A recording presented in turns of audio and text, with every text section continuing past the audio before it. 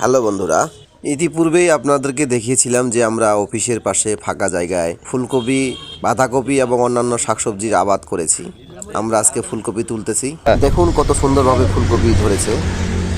Copy আমরা বললাম একদম জৈব রাসায়নিক সার মুক্ত জৈব শাকসবজি, গোবর সার, কোনো ঔষধ নাই। আমরা এগুলো নিজে আবাদ করছেন? হ্যাঁ, আমরা নিজেই আবাদ করছি এবং অর্গানিক, কোনো রাসায়নিক কোনো নাই, কোনো কীটনাশক নাই, কোনো কীটনাশক নাই। আমরা নিজ হাত তৈরি করছি, শুধু জৈব সার দিই। অনেক সুন্দর হয়েছে তো। আমাদের এখানে ফুলকপি আছে, বাঁধাকপি আছে। আসলে প্রবাদ আছে যে পরিশ্রম সৌভাগ্যের প্রসূতি, পরিশ্রম করলেই এর ফল পাওয়া যায়। তারই এই প্রমাণ আপনারা দেখতেছেন। আমরাও অনেক পরিশ্রম করেছি বা পরিশ্রম এখনও করি শাকসবজির পিছনে। তবে নিজের চাষাবাদ সবজি আমরা খেতে পারতেছি, এটাই কিন্তু অনেক আনন্দের। দাম যতই হোক কম বা বেশি।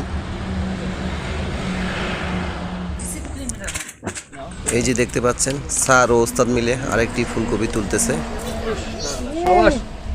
এত সুন্দর, বাজারও কিনতে পাওয়া যাবে না, তাই নাকি? কি স্বাদ!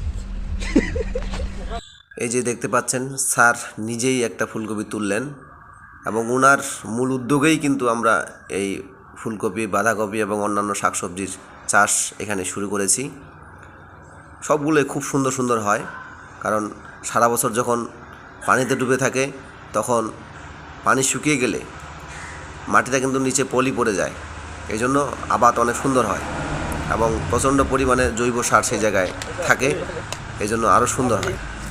পাতা ঝেড়ে ফেলা হচ্ছে, যেহেতু আজকে খাওয়া হবে, তাই সকলের প্রতি আমার অনুরোধ, যাদের বাড়ির আশেপাশে আনাচে কানাচে পরিত্যক্ত জমি পড়ে রয়েছে, অবশ্যই বিভিন্ন শাকসবজি চাষ করবেন।